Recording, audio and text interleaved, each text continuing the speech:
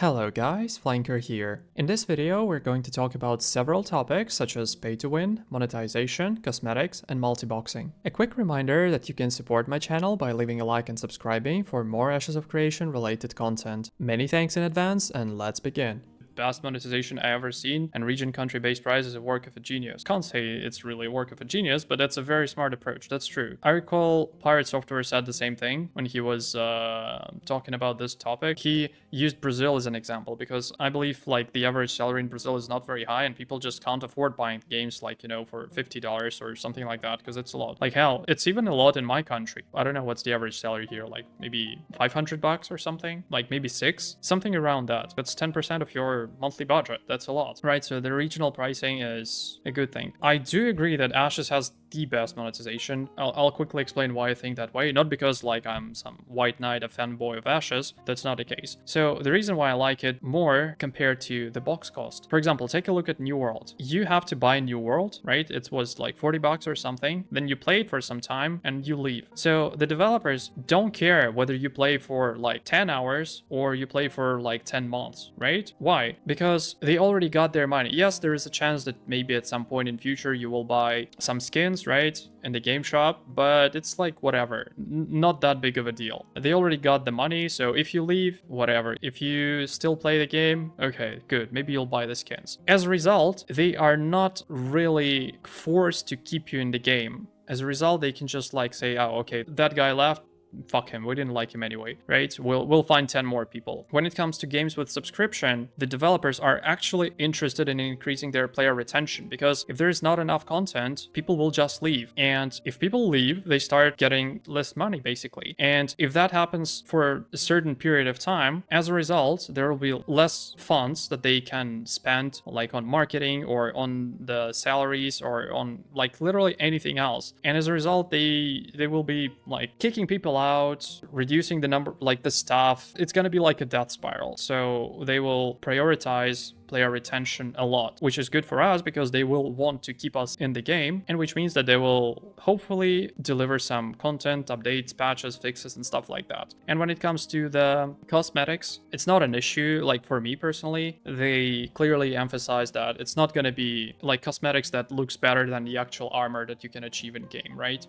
Yeah, correct. I agree with you. But at the same time, pay for convenience is still pay to win, because usually that convenience helps you to spend less time on something, and time, it's a currency as well. So it means that you can spend that time on something else, like, you know, farming or something like that. So I would still consider it pay to win. How my brain works when it comes to a pay to win game, I'll explain. Let's imagine, right? I make, for example, $20 per hour, and then I have to grind something in game, and I grind like, I don't know, 1,000 coins per hour in game, right? And I can buy those 1,000 coins for like $1, right? So I'm looking at it, and my hopefully logical brain tells me like, bro, why would you farm it if you can literally work for 1 hour and save 20 hours like in game? So you can just buy the gold instead of farming. And I can't do anything because that's how my brain basically checkmates me, and I can't play it. Like I can't take it. And I'm not even talking about the fact that it becomes unfair because some people can spend more, some people can't spend more. I was like, okay, I don't want to deal with that, you know, mental fight inside my head. I'll just find something else to play, right? Or I won't play anything at all because like I won't play something solely because of my, you know, desperation, because there's nothing else to play. So I'd rather not play anything at all. Just make a fucking good game and use subscription, because that's fair. The moment when people stop liking or approving your decisions when it comes to content, when it comes to vision, when it comes to, you know, the path that the game follows, like as a project, they just stop playing it and you stop getting money. So that's a huge sign for you that you are doing something wrong and you have to reconsider. I guess that's the best possible outcome, and I'm glad that Ashes chose this path. Hope they succeed, because that's a good thing to do.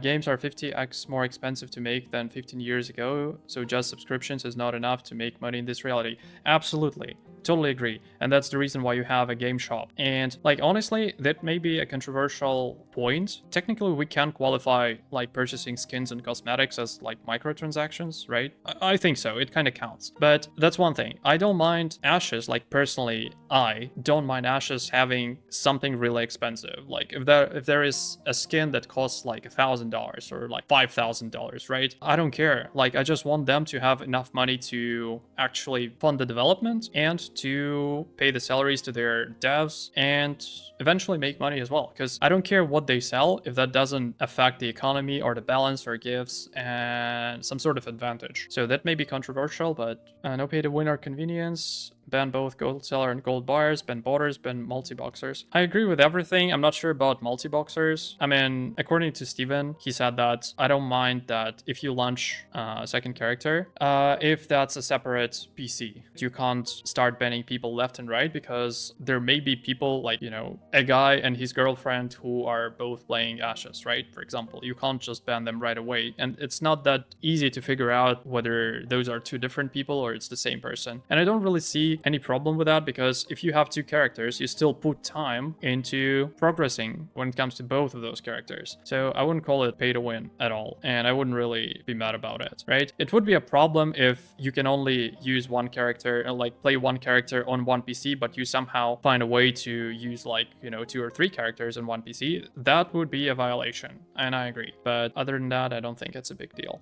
Separate PC should be okay, but they should block people from running more than one session per PC. Yeah, that is correct. That's exactly what I'm talking about. Yeah, and I see some other comments about merch. We will have a merch shop as well.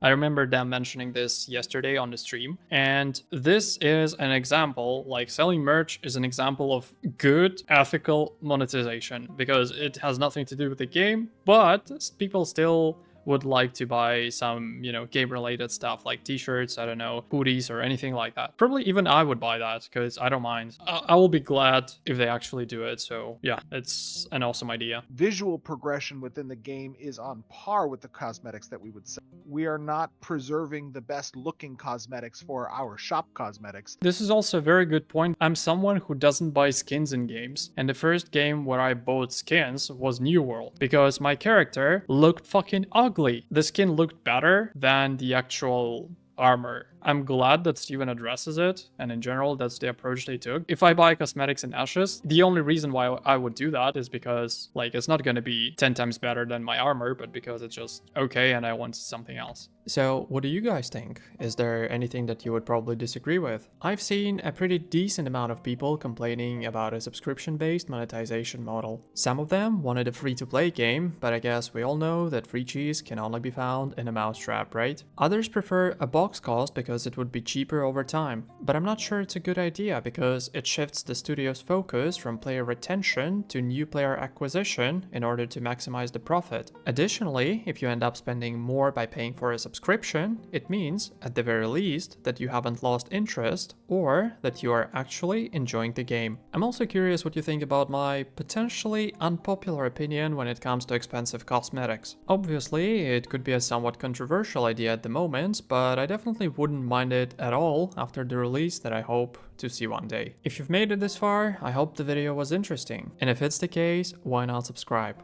So that's all for today. I'm Flanker, and I'll see you soon.